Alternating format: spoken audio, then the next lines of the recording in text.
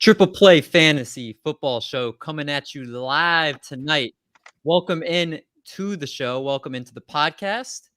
Of course, part of Empire Media and the Empire Media Podcast Network. D. Mendy here, joined by Johnny Foosball, John Van Etten. John, can you tell the world about the donuts, the beers, and the miles you ran for your last place punishment you did over the weekend? It wasn't really much of a punishment, I've been wanting to get back into running, so that's getting back into running 8 miles. I've been looking to get back into donuts, so that's getting back into donuts, eating 12 donuts. And I've been looking to get back into beers, so drinking 16 beers is getting back into beer. You had 16 beers. That's college Johnny right there. But overall, over the course of a day, it was nothing. I had a salad from Baba's Mediterranean up the street because I was still hungry. It was good stuff. You handled the challenge like a champ, and it sounds like if you get last place again, that won't be too much of a punishment. So we might have to switch that up a little bit there. But of course, also joined by an umpire, a host, a one-man cleanup crew. It is the Doc, Eric Mendelson. What's going on? Also the guy with a new computer. Yeah, so we got the new setup. We got the new computer. I'm not lagging at any podcast now. Cue me losing power. Yeah, people enjoyed not seeing your face for a little bit, but I think they're happy that you're going to be able. We're already established. I'm the better looking brother. Okay, we're going to stop you right there. I want to talk about somebody here who is below me that is replacing the Brad Stradamus tonight. And he's below you, David? Come on, man. What? He's at least equal. Yeah. He's replacing him. He's an upgrade. No, you said below me. He's on the screen below me. No. You were referring to status. Look what they do to me, and look what they do to me. But of course, we welcome in a man whose fantasy football takes are often imitated but never duplicated. He's a fantasy football analyst for PFF and PFF Fantasy Football. This is a man after my own heart, as he lives by the same code that I do, and that's the 5 F's in friends, family, fitness, food, fantasy football. You can count him as 6. I count him as 5. Either way, it's the same thing. Ladies and gentlemen, I'm willing to overlook the Eric in his name because of how awesome a guy he is. The man that's always down for Taco Tuesday. It is Andrew Erickson. How's it going, man? What's up? And actually, there are 7 F's, but they wouldn't let me put the last F up on the website. So just to want to be clear on that. One? I think you can guess. Well, I'm on friends, family, fitness, food, fantasy football. Friends. We already said that. Yeah, we already said that. Foreplay. I feel stupid. Sure, it's like that. It's like foreplay, except more expensive. Got it. Yeah, that's what I figured. Oh, there we go. Oh man, that is really the 7 F's. Oh man, I love it. I love 7 F's.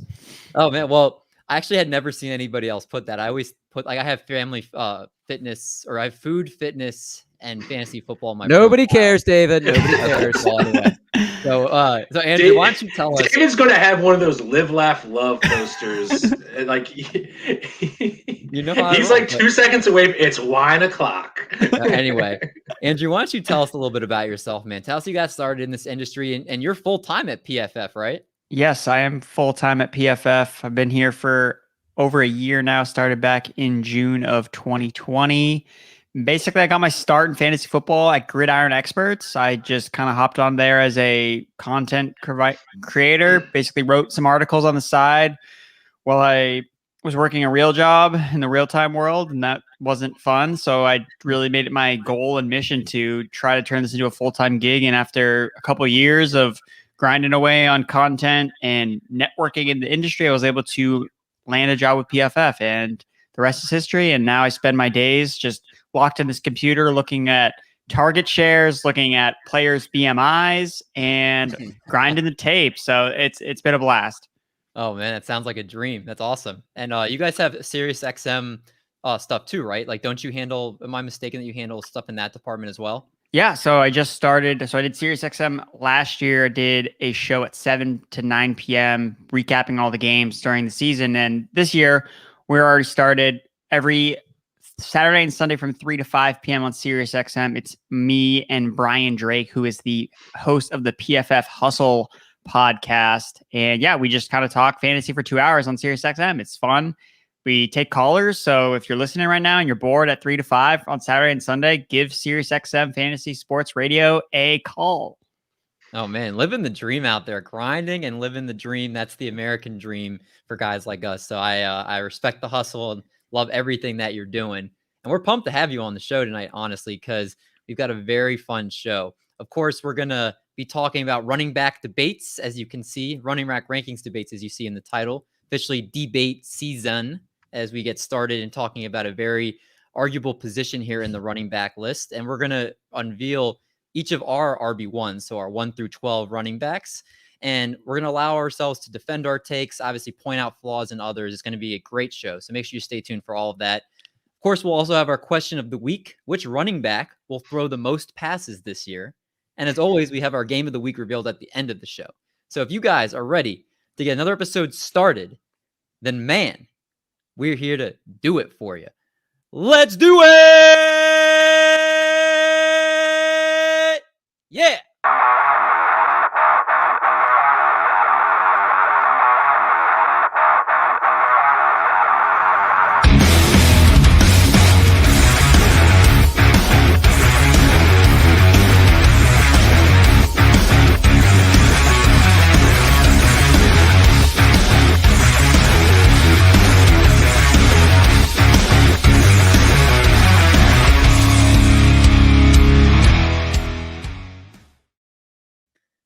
And that will probably be the last time you guys see that intro because YouTube does not like that. So we're going to have an upgraded intro most likely by next show. I will also still give a shout out to Mike Curlin for putting that together. We really appreciate that. So we got to talk about some news and notes before we dive into these running back rankings. And we got to talk about first Mr. Saquon Barkley, who's been the talk of fantasy Twitter, getting a role in that Giants offense right now from week 1. That's been the question, as obviously it was reported he wouldn't come back till week 3, but now he's off the PUP list and he's practicing for the first time since September 2020. So I got to ask you guys here. Let's start with you, Andrew. What do you think the chances are Saquon Barkley suits up week 1 and is ready to go into your fantasy lineups? The chances, I would say I'd put 50-50, but I would recommend that people don't start him week 1 because they're playing the Denver Broncos, who have an elite defense. And unless Barkley gets his full workload, which it doesn't seem like he's going to in the first game back, then he's going to flop. And owners are going to feel pressure because, I took him really high with his first round pick or second round pick or wherever you get him. But you got to use your brains. And if all indications are he's not going to get a full workload, then I find it very hard to see him thriving against a really tough Denver defense with Daniel Jones under center and a really shaky offensive line. So that's why I think it's really smart to be prepared. I mean, if you draft Saquon Barkley, to look at one of these Raheem Mosterts, Melvin Gordon, David Johnson, one of these washed up veteran backs that people are lower on, but could be week 1 starters, even like Tevin Coleman as a potential fill-in, because those guys could actually start and get legitimate work. So when would you feel comfortable? First, I'm going to ask you this. When would you know what? I'll save the drafting Saquon Barkley talk for the show, for the main part of the show. But I am curious, if you have him on your team, when are you comfortable putting him in your lineup? What week? Week 3 against the Falcons, because their defense sucks. So it's because week 1's Denver, week 2's the football team. Don't want to run into that off defensive line with Barkley. Week 3, Atlanta. That's when I think this Giants offense will take a step forward with Barkley. Yeah, no, I mean, that's kind of how I was looking at Saquon Barkley, was that he probably wasn't going to make an effect towards your lineup till a few weeks in. Even if he starts week 1 and he's just kind of gradually had his workload increased, but you bring in the tough defenses like you brought up as well, and that again might affect how we draft him. So we'll get to that. I want to get to another bit of news here, and Aaron Jones injured his hamstring. DeAndre Swift injured his groin. Apparently, it's a little more serious than people have kind of talked about here. Rashad Bateman had a soft tissue injury that they said they're kind of trying to downplay right now. But I'm going to ask you first, Doc. You saw this stuff today. Any of that type of stuff scare you from either wanting to draft these guys where they're at, or just in general? Are you kind of fading them come draft season at their cost? So 2 out of the 3 I'm concerned about. I'm concerned about Bateman because they were talking about this might be lingering. And if it's a sports hernia, which they were talking about in the groin area, that's something usually addressed by surgery or with rest. And DeAndre Swift has seemed to have a lot of nagging injuries. I personally have him lower in my ranks because of concussion history. But the fact that this kind of groin injury is flying under the radar makes me a little skeptic. Aaron Jones, I think some people have injuries in training camp. Unless there's more that we don't know about, I'm okay drafting Aaron Jones. Like I said, the other two I'm a little bit more scared about. I was more scared with Aaron Rodgers not there than I am about this injury. So you're a little bit scared about Aaron Jones, Eric? Not too much. I'm more scared for Swift and Bateman. We still got like 5 weeks to the regular season, David. Like, that's a long time. If somebody missed week 1 to week 6, we'd say that was a huge injury. So unless it's a huge injury, I wouldn't be worried. 5 weeks. No! Oh God, say it ain't so, John. 5 weeks is way too long. What about you, Andrew? Do you feel the same as these guys, or what are your thoughts about this? I definitely agree with the Rashad Bateman injury. I think that is a little bit concerning, especially because he's a rookie coming in and you want him to get the reps with Lamar Jackson with the stars, especially because he's been showing out at camp. So it's really disappointing for a player that I liked a lot coming in to the league. And it's just unfortunate that he's already banged up. The whole Ravens wide receivers, it seems like they're all banged up. For Aaron Jones and DeAndre Swift, I think that it might be more of a load management thing, because I think the NFL teams are starting to realize that, okay, like any tweak to any of these guys, running backs, like just don't make them do work. Like there's no need for them to be taking reps with the starters or whatever, like understanding complex. They know the offense. Like Aaron Jones knows the offense. Like he doesn't need to be out there. Like we know he's a stud. Like, yes, Swift's probably a little bit more concerning, but I think I also kind of read in that report as well that Jamal Williams is also sitting out. And it's just like, they're just load management. Like they know that they're going to use these guys a ton during the regular season. So it's like, just give them a break. Like they don't need to get all these reps. I don't disagree. So we'll have to see how this stuff kind of plays out. But Bateman is definitely a little bit scary, like you guys said a little bit earlier. Let's talk about some drama.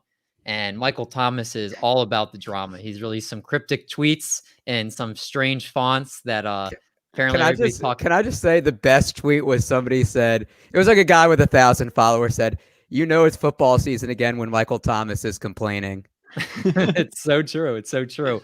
But breaking news as we were getting ready to start the show, Doc mentioned that Ian Rappaport tweeted out that he basically is hinting that he would like to be traded. So there's a lot to unpack Probably more here. than hinting. And Andrew, when there's big boxes to unpack, I'm going to you first here. With Michael Thomas, what the heck are you doing with him as far as drafting him? Do you think he has more value if he goes to another team? What are you doing with this whole Michael Thomas news? Maybe he has more value to another team. I mean, before DeAndre Hopkins and Stephon Diggs like broke the mold of players being traded to new teams, we used to hate players that got traded to new teams. And it's because the players that got traded to new teams usually were getting, like, the players were getting rid of them. Like their teams were getting rid of them because they were bad. Whereas Diggs got traded for a good price for the Bills. The Bills just wanted another wide receiver. And I mean, the Cardinals-Texans thing was just, that was just the Texans being stupid. Like DeAndre Hopkins could clearly still play. So yeah, it's concerning. I don't think he has a lot of value on another team. Again, if he goes to the Chiefs, like, okay, like sick. That's awesome. But if he doesn't go to the Chiefs or one of these other high powered offenses, yeah, I don't know if his value changes, and we don't know how healthy he's going to be. Now he's going to have all new doctors and all new staff looking at his ankle that's already busted up. That could be a good thing. It could be a good thing. But again, injury optimism. Like, look, we're already dealing with injuries right now. Like, why would you draft Michael Thomas knowing you're going to draft a guy who's going to potentially be an injury headache? He's going to take up a roster spot. Maybe if you have an IR spot in your league, like, I'm more okay with that. But I mean, unless Michael Thomas falls in the double digits, I'm not drafting him. Like, Andrew, do you think he's played his last snap with the Saints? I mean, I think honestly, he probably has. I honestly, like, he could just pull a thing where he just doesn't want to play for them. It seems like we've seen this power movement from these players where they're just deciding, like, no, like, if you disrespect me, then I'm just not going to play for you. Like, Deshaun Watson's doing it right now. Like, it's the ultimate thing to withhold your services. That's the ultimate leverage move. Yep. So again, if he doesn't want to play for them, I don't see how they're going to change it. I mean, the team convinced him to not get surgery so he could come back and try to get Breeze to the Super Bowl, and that didn't work out. And now Michael Thomas is obviously at fault because he didn't get surgery. Now he's not going to be ready for their season. So again, like, I don't even still know how much is his value now with other teams. What can the Saints get from the Saints? Might be like, no, like, we're just going to hold you because we can't get face value for you. So it could get ugly. It already is ugly. Yeah, it's just kind of, if I were to put it in a sound, it's this. Yeah, it's not pretty right now over in Michael Thomas camp. Well, one day we'll wean you off that soundboard, David. No, never happening. Let's talk about some positive news. And the Bills locking up their franchise quarterback, Josh Allen, for years to come. He agreed to a 6-year contract extension worth $258 million and $150 million in guarantees. Most importantly, he's getting $100 million fully guaranteed at signing, which is the highest in NFL history. John, I'm going to go to you first. Do you think the Bills are going to regret this signing as Allen ages and he's not as mobile? No, because money doesn't matter, and that contract won't be anything, 3 years down the road. The cap is always changing. You can always move money around, as evidenced by the Saints. It just doesn't matter. Pay your people. You figure it out later.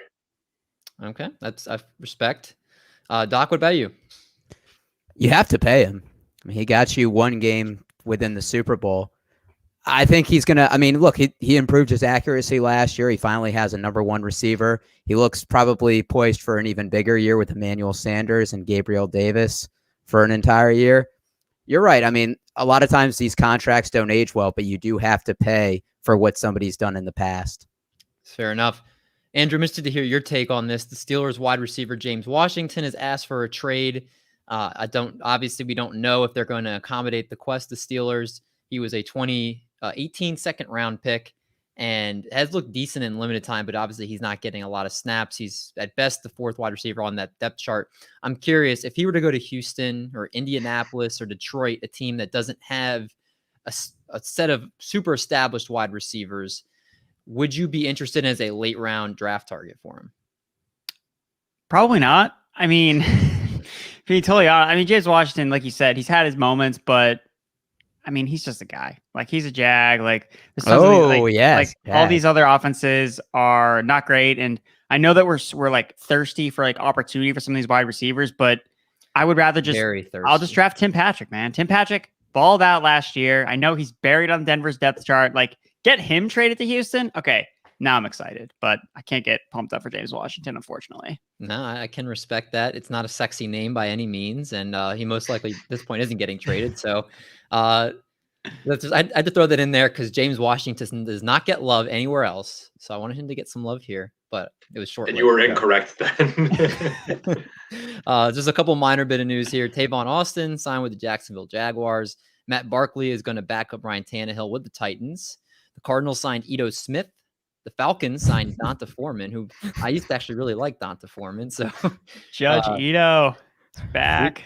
Ito is the biggest waste of a draft pick ever. I forgot where that stemmed from. And then, he's just a waste of a draft pick. He's awful. Like, obviously he's way more talented than any of us will ever be combined. But for an NFL running back, he's just awful. I'm gonna get Ito Smith on the show, and then you have to apologize to him. Hey, when he has like a over 3.0 yards per carry game, then I'll apologize. There we go. Okay. And then last, RG3 has agreed to join ESPN as an on-air personality, according to Ian Rappaport. He does have a clause in his contract that would allow him to return to the game if an opportunity comes up. I'm assuming all of us are on board with this and would want to watch him on our TV screens, right? Only if it's on Wednesday night again. That's the only time I watch RG3. Should be sponsored by Subway. He can walk in his old endorsement. He just eats Subway's new subs on air. They totally revamped their menu, guys. No free ads. That's right. You gave him a free ad, John. You're not a rookie anymore. Come on. But of course, that's all the news and notes there. But if you enjoy the content that Triple Play Fantasy spits at you each week, and you want to hear more of what we got, check out all the great things going on in the Triple Play Fantasy Network. We've got our baseball, our basketball podcast, of course. We also got the shows, the Super Fantasy Bros, Between the Seams with Marty and Mac, and the Tripwire. If you like the shorter content, which I know sometimes we're limited on time here, we've got Coach's Corners, Fantasy Foodies, Movie Minutes, and much more you can check out on the YouTube channel. If writing is more your style, you're a little more old school, go to tripplayfantasy.com where you get tons of great articles from our talented writers. And of course, all of the know-how is by following the account on social media at Triple Fantasy. Remember, starting off with the wrong podcast, it's like starting the day off with a flat tire. It's going to cost you a lot of money, and it's not going to get you anywhere. Remedy that by putting Triple Play Fantasy in your podcast rotation, and you won't regret it. All right. How can you make like a bread truck and whole buns with a flat tire, David? Well, that's why we wait for the truck to come at the end of the show. So that solves that. If you're watching the live version, we're not going anywhere. But if you're on the podcast version, we got to pay our bills. And we're going to discuss running back rankings debates right after this quick break. And we're back. So running back rankings debates, it's time to get ugly. It's time for people to throw some blows, throw some elbows, throw some jabs here. God, that was the ugliest jab ever. I mean, if I like do this, I'm going to knock my mic off my stand. So it's modified. But we're going to give everybody a chance to defend their rankings and attack others, which is what everybody's come to see. So I'm going to pull up Doc's rankings first here. There's a transcription error on mine, a copy paste error. I'll call it out when I see it. Okay. So we've got Doc's rankings here first. He's got CMC at 1, shocker. But the big thing I noticed in your rankings, Doc, is you have Aaron Jones at 4, and you have Dalvin Cook all the way down at 7. So I want you to tell me why you have Dalvin Cook down at 7, and then I'm going to let Andrew, who, like most people, have Dalvin Cook at 2. I'm going to let him counter to your point. So go ahead and explain. Okay, so first of all, happy birthday, Dalvin Cook. It's his 26th birthday today. Now go ahead and start talking bad about him. Yeah, so with Dalvin Cook, he's going to miss games. He hasn't played a full 16. So I don't like taking someone with an early pick that you already know is going to miss some time. Now, best case scenario, it's 2 games. Worst case scenario, it's been 12, as we've seen in his 4-year career. He also had 312 carries last year. That's the most he's had in any year of his career. And his rushing attempts have increased from 74 to 133, 250 to 312. I'm also looking, he had 17 touchdowns last year. I don't see the Vikings offense being that efficient. And this is something that I think flies under the radar, is what we're seeing with players refusing to do with the vaccine.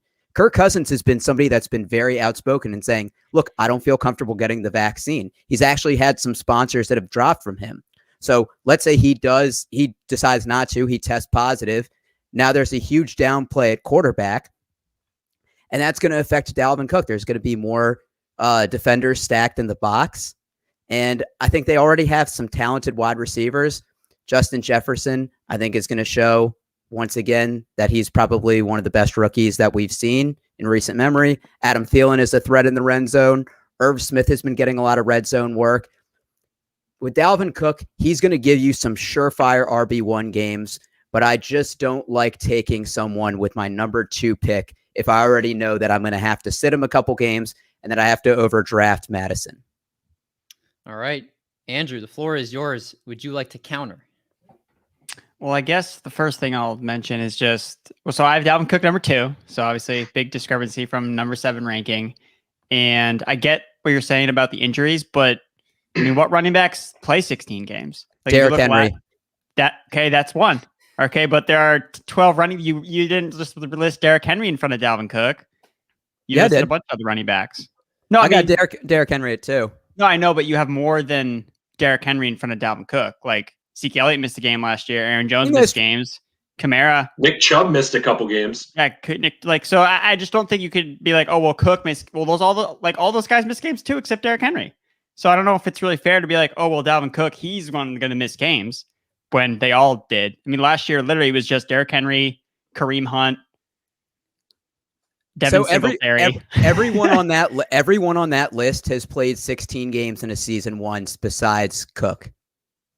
So that's what I'm saying. They've played a full 16 games. Maybe not last year, but some point in their career, they've shown that they've been durable for a 16-game season. And with an additional 17th, that's where I just get kind of iffy on somebody that I know hasn't shown they can play all games. Doc, your argument? I liked he's getting more carries as a negative. No, but at some point it's reached a peak. Okay, so how has Derrick Henry not reached a peak then? He rushed for 2,000 yards last year. The best the running back has ever finished after a 2,000-yard season is RB5. Derrick Henry is an anomaly. Derrick Henry is one of those freaks of nature. Exactly. That's why he's number 2 in a PPR, just because of how efficient he is. Right. So I guess I'll just make one point about that. So Dalvin Cook, I'm attracted to the workload. 25 touches per game last year, was number 1 in the NFL, more than Christian McCaffrey, even in his 3 games that he played when he was healthy. And I do expect the offense to continue to be efficient. You look at, they upgraded the offensive line across the board. They drafted a lot of good players. So I think they're going to continue to be an efficient line. They still have Kirk Cousins. Again, look, I mean, if COVID hits them, then I'm shit out of luck. That's going to hurt Dalvin Cook. But the fact that he's a dual threat in the passing game, like, I mean, when was the last time Derrick Henry caught 40 passes? Probably never. Probably never. Like, Dalvin Cook's done it the past 2 seasons despite missing games. So that's what I'm saying. Like, he does miss 2 games. Okay. Well, you probably didn't want him out there anyway because maybe he would have an off game. But when Dalvin Cook plays, like 9 times out of 10, I think he's going to outscore Derrick Henry in most games because he has involved in the passing game and he gets more touches. Like Derrick Henry has games where he just gets totally neutralized because they're not winning.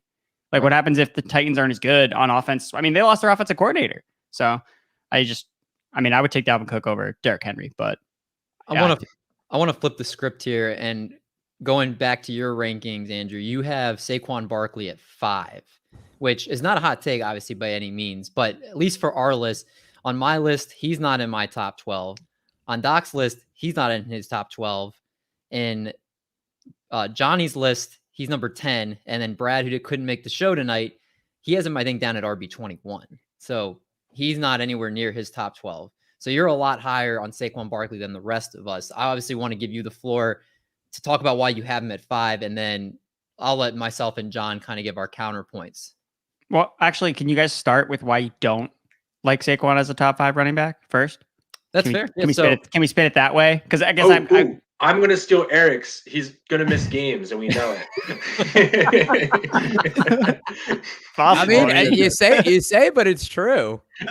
So I'll throw in a couple things in here. Number one, he did just come off the PUP list, which is obviously a big deal. But one thing that I do take from things is I had Stefania Bell on one of our shows a few weeks back. And she was saying, even at that time, she said, look, if he's activated, she said, notice that they have not been showing his right leg as much as his left leg. Because she said they're not the same size. And that's going to have an impact on him to start the year because he's obviously hasn't been doing as much with his other leg. And so she said, you can think things look great, but if that's the case and he's going in like that, there could be a problem. And she was a little bit more skeptical about it. Now, when it comes to injuries, that's at least who I'm probably trusting more often than not because she's one of the best out there. When she had concerns, I know Matthew Berry says the same thing. He says, when she has injury concerns about a player, he stays away normally. So I kind of am seeing with her analysis and how she broke it down to me, I'm kind of echoing those same sentiments. You also mentioned week 1 and week 2 of tough matchups where he's probably also not going to get a full workload. So at best case, you're probably getting him week 3, but that's also assuming he doesn't miss any more games after that. So you're getting 2 games of probably not a full workload and against bad defenses, let alone if he's going to sit out any point later in the season with a 17-game season. I just don't think the upside is there for a top 5 running back. I definitely think I'm going to bump him up a little bit. I think I have him as like RB 14. I'll probably bump him up closer to like RB 12, RB 11, but I can't take him as high as 5.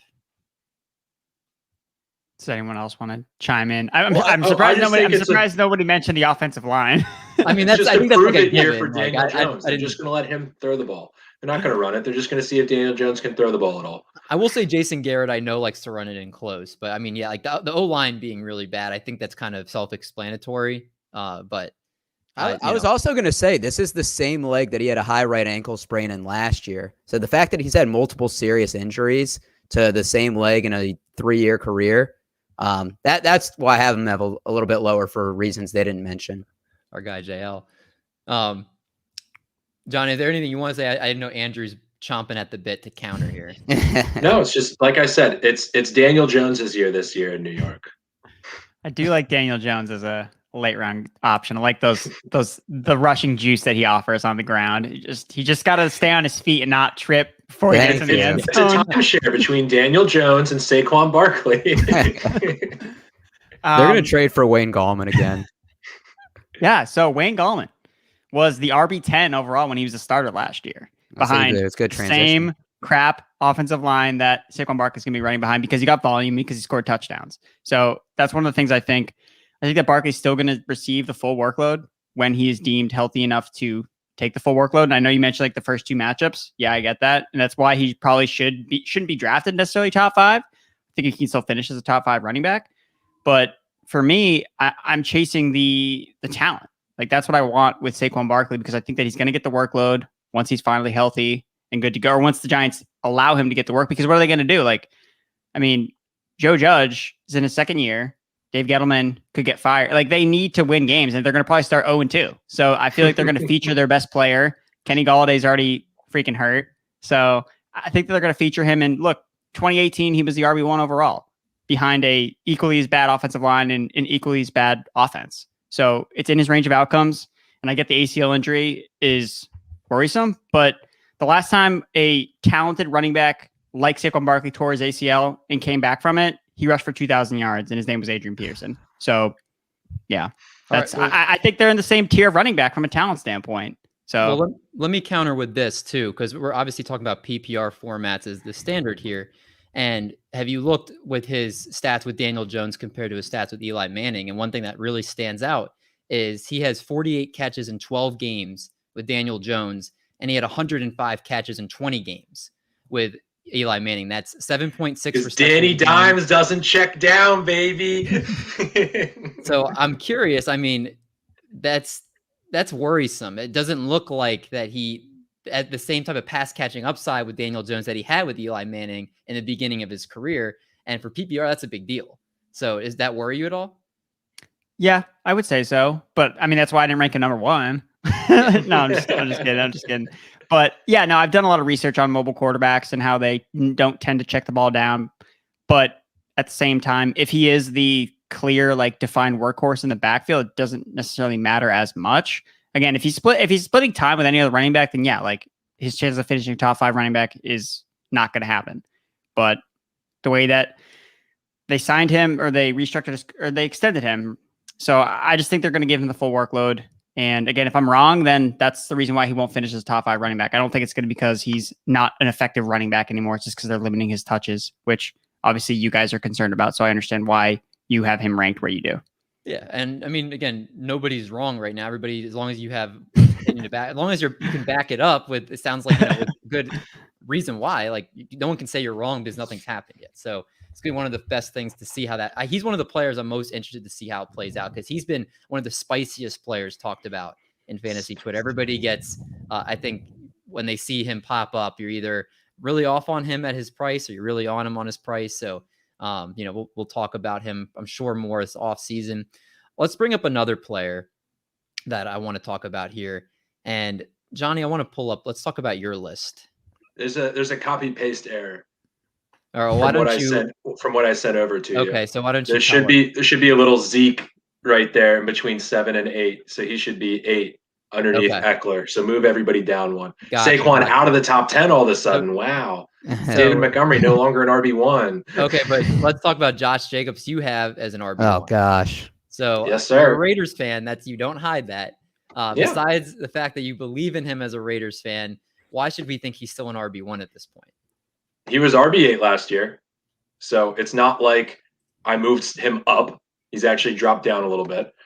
But I'm not that worried about Drake stealing too many carries. Devonta Booker was already coming in every third drive to take the carries. So it's not like it's going to, even if it's, 1 out of every, 2.5 or something, they're not going to be splitting it 50-50. Kenyon Drake's admitted that Josh Jacobs is the number 1 back. So I'm not worried about that much being stolen like everybody else is.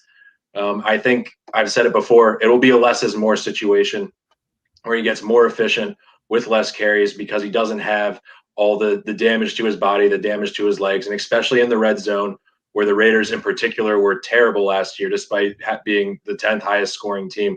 If they improve a little bit, he gets a ton of that work, and that is touchdowns. That's how you get the most points. I'm not as worried about the offensive line either. Leatherwood may not have been the smart pick by everybody, but he's a good run blocker. And that's what the offensive line was really struggling with last year, was run blocking. So you could say the run blocking's improved. He's going to be more efficient, and that'll carry on from game 1 to game 17 now, because he won't be piling up 30 carry games. He'll be more efficient with those carries, even if he only gets, 20. And I am curious to see also when they get in close, who gets a lot more of the goal line work. Are they going to go a Kareem Hunt, Nick Chubb, where if you actually look at it, it was almost like a 50-50 split when they get down with inside the 5?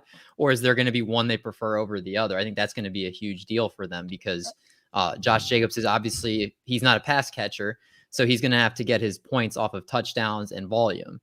So I think that will be huge if he's the guy when they get in close, they give it to, or again, are they going to split it up? But Sean, we'll have to make a bet off air because I bet Kenyon Drake outscores Josh Jacobs. Okay, that's an easy one. You could have actually made like a good bet that like he wouldn't be an RB1 or something. We'll talk about it off air. Okay. Yeah, we'll talk about it off air. I want to get to. We can talk about it on air. It's the running back show, Eric. I want to get to a few more guys in the top 12 here, and going through our list, I have him at number 7. Also, John has him at number 7. Apparently, 7. Number 8. Number 8. Doc has him at 3, which also coincides with Andrew. And yes, Brad has him at 4. There we go. And there we go, Andrew. We agree on something, baby. Hey, yeah. I'm not necessarily trying to argue because I could see him finishing as RB3. I think I would more like Andrew for you to explain for the people that, I've seen a lot of people are like, hey, there's no reason you should have Zeke over Saquon. I saw that a lot this offseason. They're like, you're crazy if Zeke is that high in your rankings. But he's starting to creep up now. And so I'm curious if you could tell the people why he's higher than I feel like most people started him off in the offseason.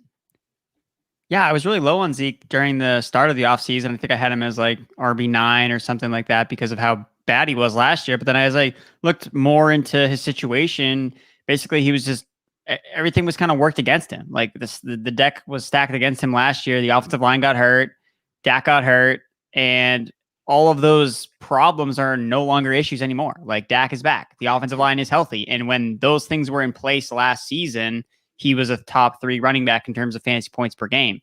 Last year, he also led the NFL in goal line carries, and he scored like 5 times, which is not going to be sustainable year over year. Like he's going to just naturally score more touchdowns. I mean, we're all excited about this Dallas Cowboys offense. Freaking CeeDee Lamb's going to be a first-round pick in like 2 more weeks. Yeah. So it seems like we're all in on the Cowboys offense. So why wouldn't you want to be on the running back for the Dallas Cowboys offense, who's going to get the majority of touches when this team is in the red zone, which is going to be a lot because we're excited about this offense. I am on the Cowboys running back. I'm on Pollard. He says again, and then some people think that Tony Pollard, maybe he is more talented than Zeke. Probably is, but the Dallas Cowboys don't see it that way. Like they have a starting running back. They paid Zeke.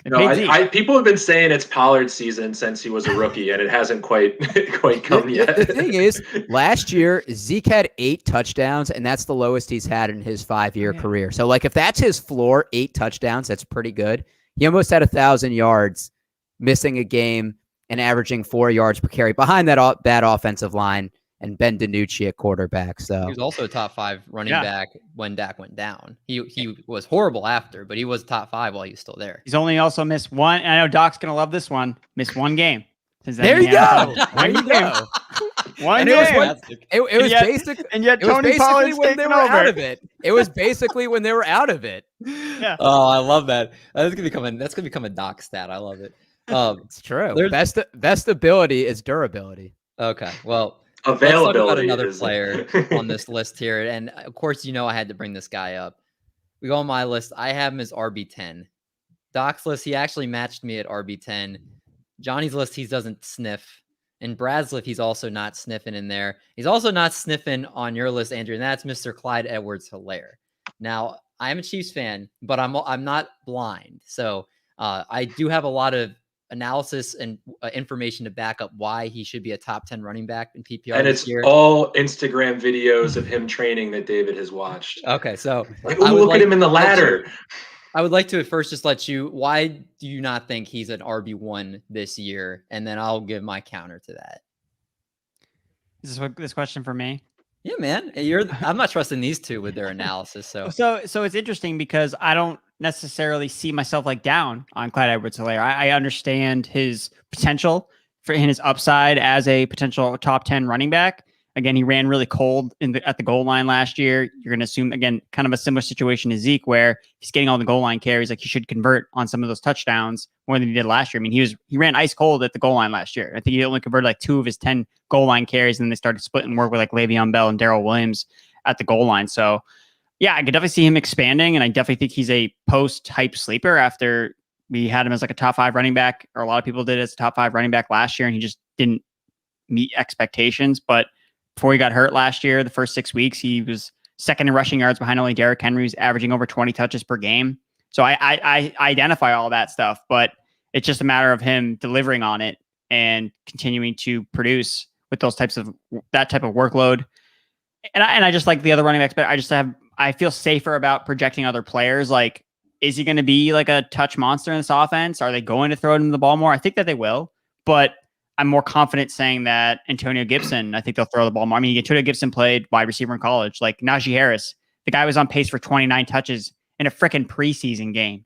Like Mike Tomlin's track record of feeding running backs. Like, that's why I like Najee Harris more than Edwards-Helaire, because I'm just chasing the volume. Like, I know Najee Harris is going to get more touches per game, or at least I think that he will, than Edwards-Helaire, and that usually means he'll score more fantasy points. So that's the only reason why he's down at 14. I mean, look, if he's available like in the third round or like second round, like I have no problem drafting him. Mm-hmm. Like, I have no problem taking him there, but he falls at 14 just because I do like some of the other running backs a little bit more. Well, that's David. I think the Chiefs' offense is a little too gimmicky to trust him on the goal line. They're liable to do some sort of jet sweep to Tyreek Hill or some tight end screen to Kelsey rather than just running the ball like adults. Oh, okay. Well, I'm used to hearing this every week, so I'm going to just ignore that. So it helps knowing, because when you sent me him, you gave me your top 13. So obviously him being the next one up, it does make it seem like it's a little more mute when I'm arguing about it. But so like, RB14 isn't bad to have him there.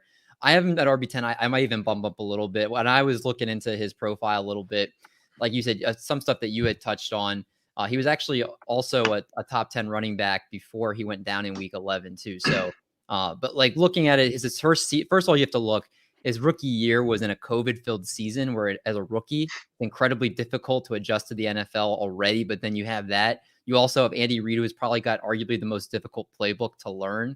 And you don't have an off-season program to be able to really learn that. So I think you have to factor that in first.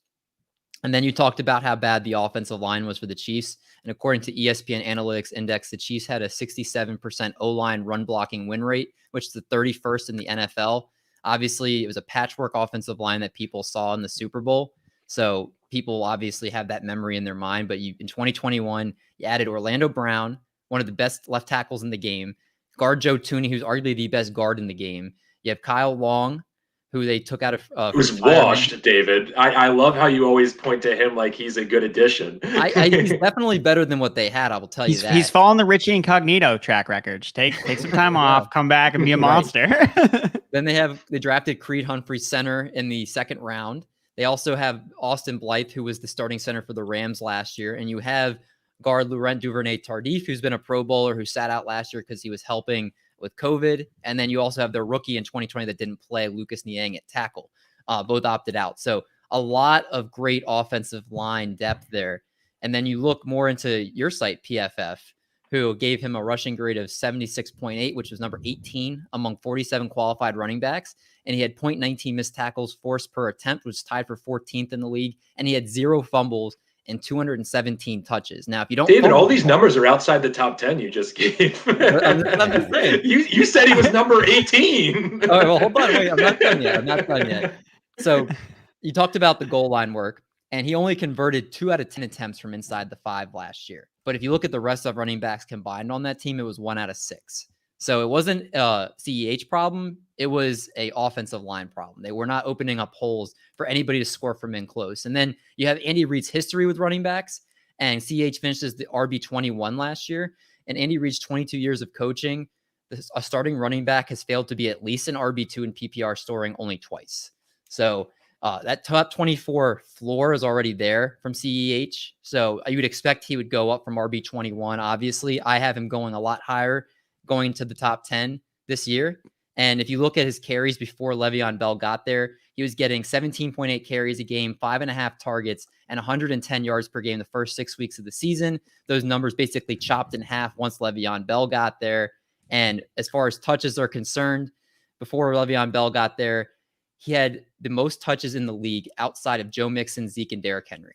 So the first 6 weeks of the year, he trailed only 3 running backs. So ultimately, without going more, I think there's going to be a lot of positive regression there. I think this is still the most explosive offense in the NFL. I still think that they're going to, when they get in close, They're going to want to punch this ball in if they can. As you see, No, they won't, David. They're going to do a screen. Well, they have a better offensive line to do the push. So I think CEH, this is the year he delivers. I think, again, you're going to be sad if you like. I hope that he's there for me, Eric, at the end of the second, beginning of the third round. Eric, this guy's never played a 16-game season in his career. Does that ring any alarm bells for you?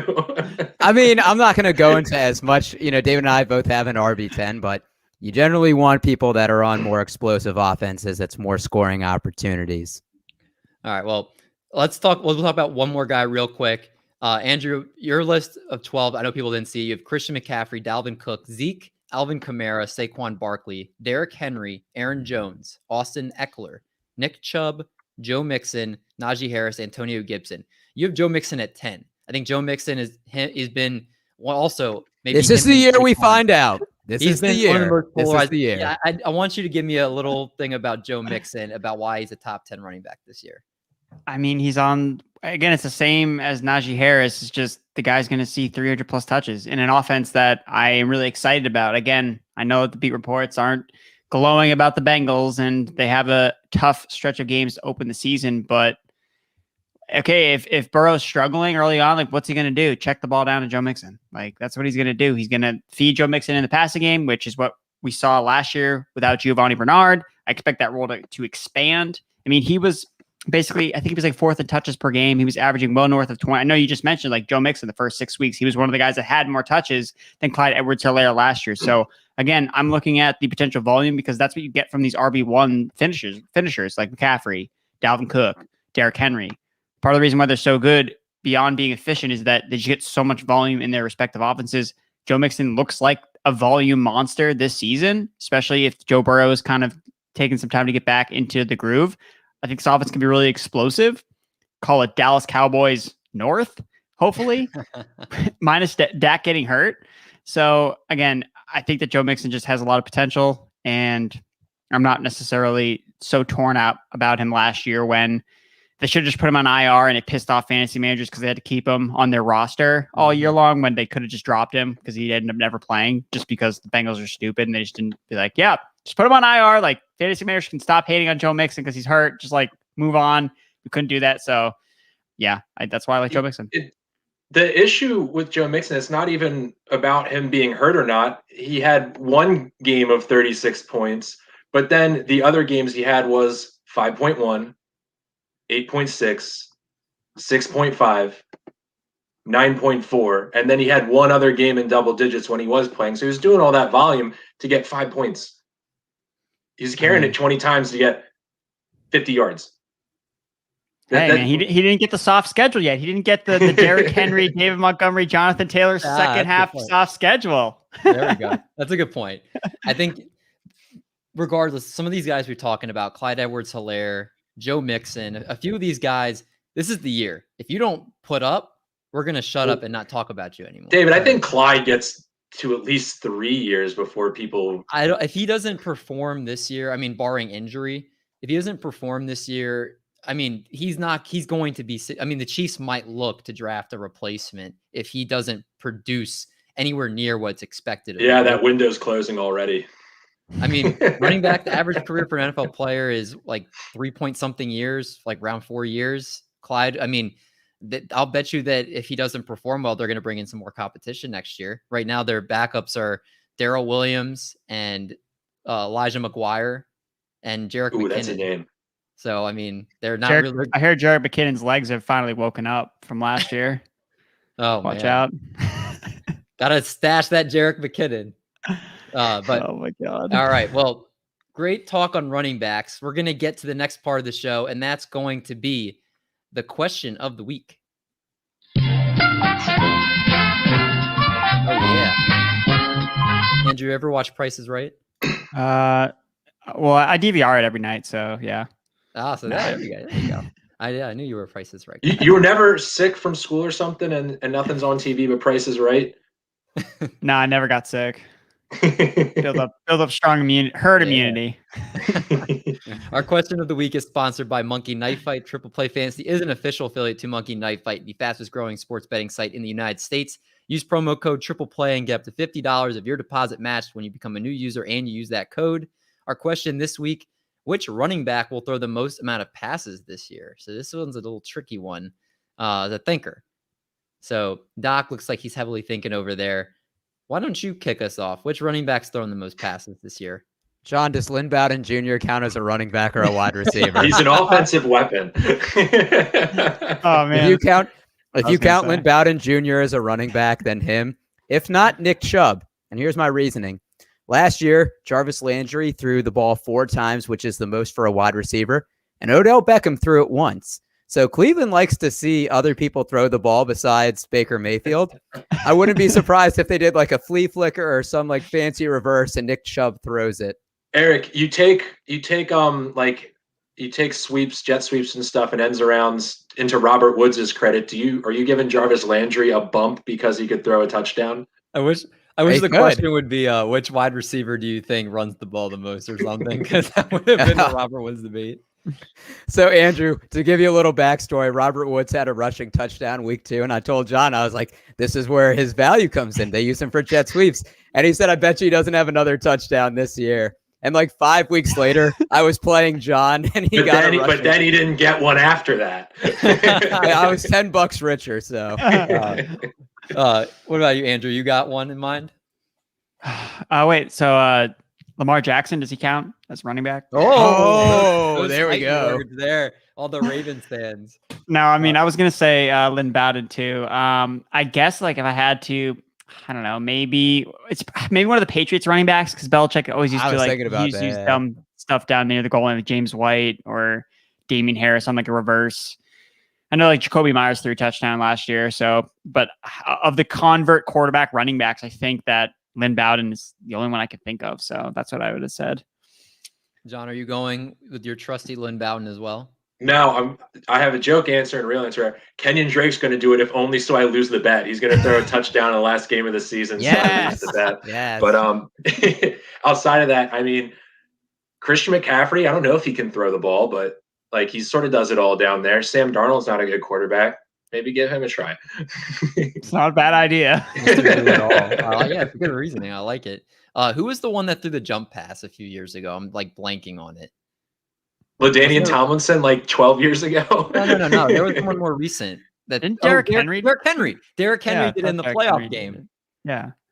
So there That's you go. A good guess. Yeah. Yeah, Derrick Henry do another jump. Everybody's gonna just stack and then he'll just lob it over. They have him in the Wildcat like when they're in the 5. So yeah, that's a good one. Yeah, there we go. That one was just last minute spur top of the dome. So good answers all around. Let's go to the last segment of the night, and that's going to be our game of the week. You're gonna have to take that out too.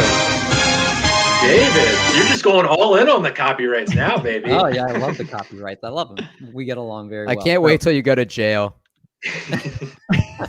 So Brad was hosting the game this week. He sent it to me before the show started, so I'm going to read you his game. So how this is going to work is it's over under Twitter followers. So the Twitter follower game is a long staple of the Triple Play fantasy franchise here, but he did tweak it a little bit. I'm going to give you the number and you have to guess over or under on their Twitter followers. All right. So as John always says, keep track of your score. I'm not your mom. And he's got 5 of them. So whoever gets the best out of 5 wins. All right. Dope. All right. Let's do it.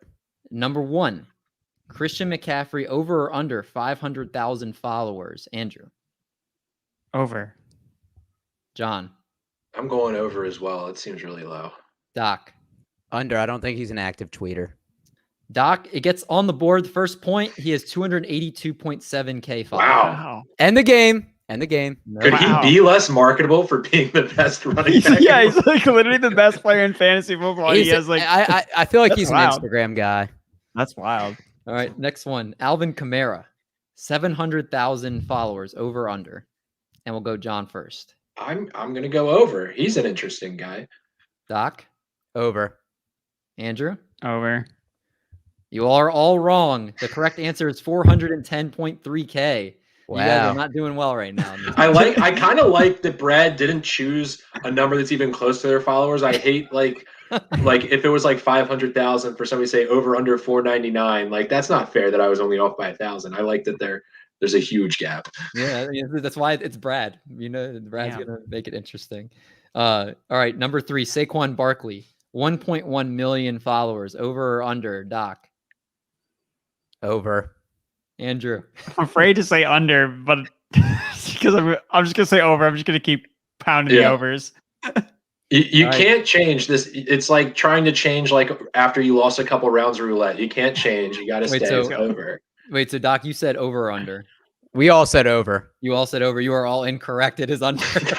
Oh my god! It is 456.1K. Need to reverse course. Wow. No, you can't though. You can't. Oh my gosh! All right. Eric's got 1 through 3 rounds, and Andrew and John both got 0. End the game, baby. End the game. We got 2 left. Zeke Elliott, 900,000 followers. Going to Andrew. All right. I'm confident this one. Dallas loves him. Twitter followers. I'm going over. John. Got to eat over. Doc. Yeah, I'm going over as well. You are all correct. Nice job. 2.1 million followers. Finally. Everybody's on the board. Doc has a 1-point lead. Doc, if you get this one and you hold them off, you win the game. 50-50 shot. Now, he said Falcon Cook, but I think pretty sure he meant Dalvin Cook. So I don't know. I'm going to see on Twitter who Falcon Cook is. So his evil twin brother. Dalvin Cook, 750,000. Over or under, John? Wait, should I go first? Yeah, we're just gonna pick whatever he does. Eric should go last, so we can't just like copy him or go after him or something. I'll go under.